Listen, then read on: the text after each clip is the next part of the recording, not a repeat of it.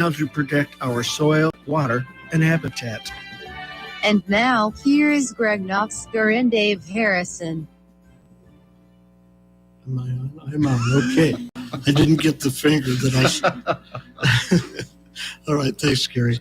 Yeah, it's Greg Naftzger in with Dave Harrison. And as we've talked about the last couple of months, Dave is retiring. And at the end of this month, he'll be out of a job.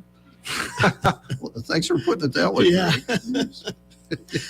So, Dave's going to retire and end up going down to Florida a lot with his wife. No, I will not. No, you won't, huh? Okay. Too hot, too many people. Yeah, it is warm and sticky. Yeah. Now, also in today is the replacement for David Harrison, and her name is Meghan Pettit. And you can scoot up a little closer there.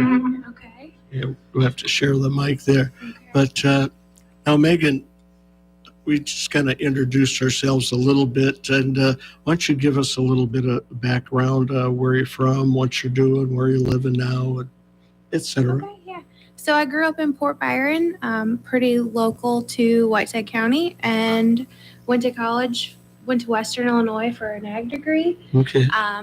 Then went to Kaplan University and got a master's in business administration and marketing to supplement that ag degree.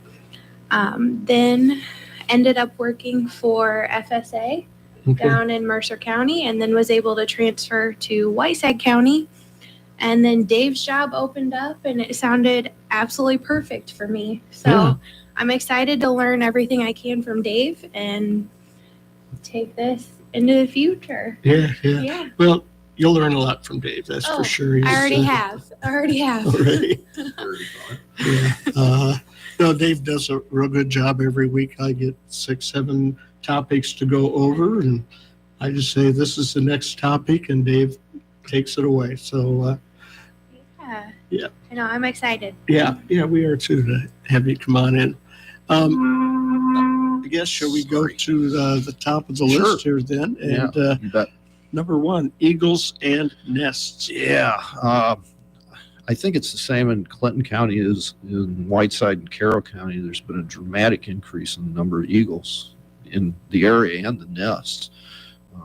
I can remember back when I started, there was probably 2 active nests in Whiteside County, and now there's dozens, including one just outside of Fulton there too, if you look real close. I don't want to give the exact location away, but it's noticeable from the road. Back in 13 there. Well, actually, not too far from town, to the south. Oh, really? Yeah, there's a brand new nest there. Wow. And I think that originated from the eagles that were nesting up on Spring Lake and by the dam. And, that's the chicks that were born, and, they spread out and established their own territory. But that nest is, I bet you it's close to the size of a VW bug. And for those of you that are young, Greg and I know what the size of a VW bug is, but it's huge. Yeah. It's probably 10 foot across, and I don't know, looks like about 10 foot deep probably. Wow. And typically they're in cottonwood trees, by water, where there's an easy fishing for the adults. Normally what happens is the female stays at the nest, hatches the eggs, and then the male goes out and fishes or scavenges, brings food back for the young and the female, and then she may leave for a while too while he kind of watches things. Couple things to keep in mind. Bald eagles don't tolerate people real well.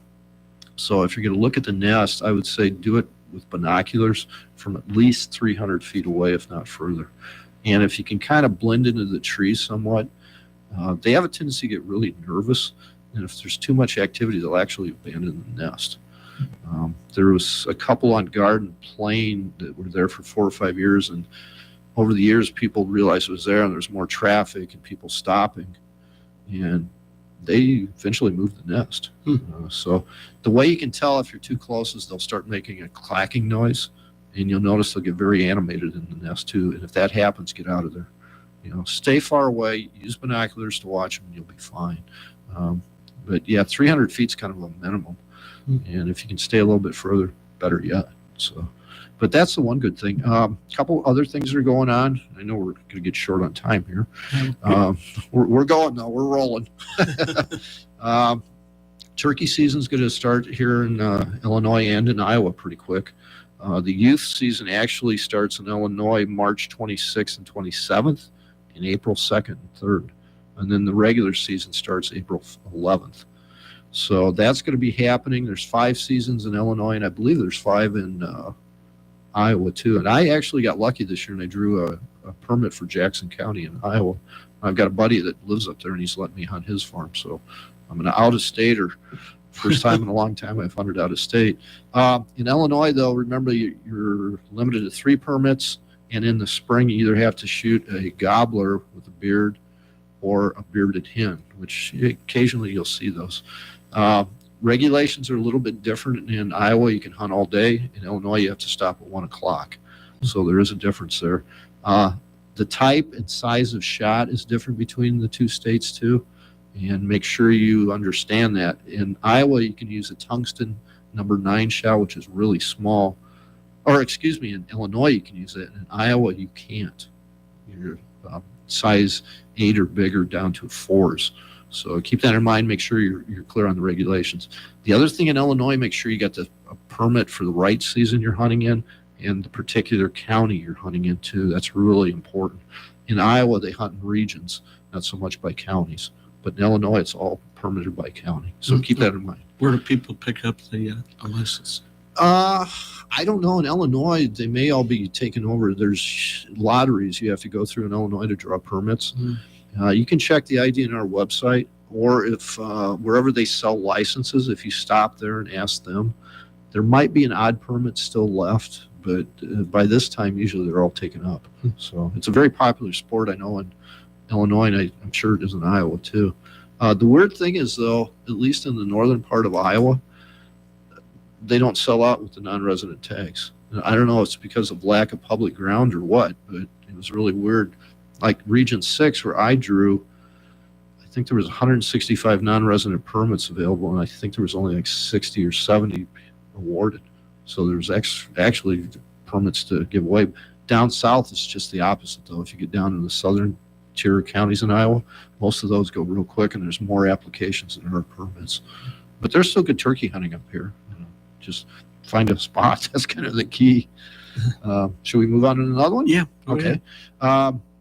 The cover crop program in Whiteside County, which Meghan will be taking over, there's 2 things going for folks. We're getting a lot of free seed, rye, which will be available in the early fall. And we're working with the University of Illinois Extension, Rock River Watershed Coordinator, who wrote a grant for that. And we're getting basically a semi-load of free seed coming in.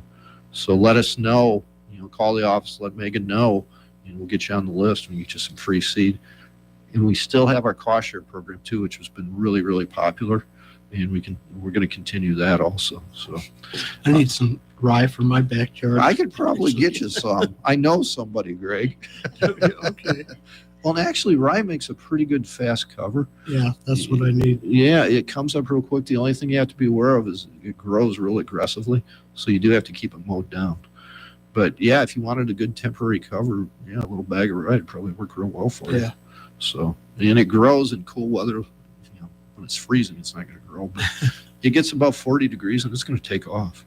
Because a lot of rye gets planted in the fall, and then it grows in the spring. Mm-hmm. So, but yeah, it makes an excellent temporary cover. We'll talk. Okay. Hey, the other thing that's going on, we've got the Mississippi River separating the 2 states. And typically when we get a southwest wind this time of year, all the birds start coming up, and they have been coming up in droves. This last week, I've counted, I think, 4 or 5 different type of geese I've seen in huge flocks flying over. Swans, the swans are back.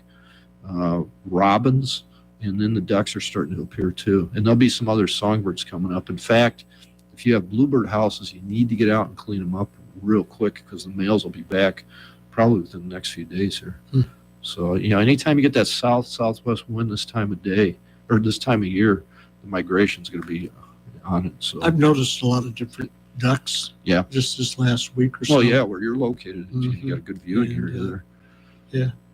Yeah, they're around. We're starting to see some unusual things too, like snow geese, which there's not a lot of snow geese around here, but they're starting to wing over. They will head west though eventually into that central flyway. But we're starting to see some unusual birds. But, if you're a birder, it's a good time to be around because they're going to be here. So the other thing with the migration that always fascinated me too is how do those birds find their way back here?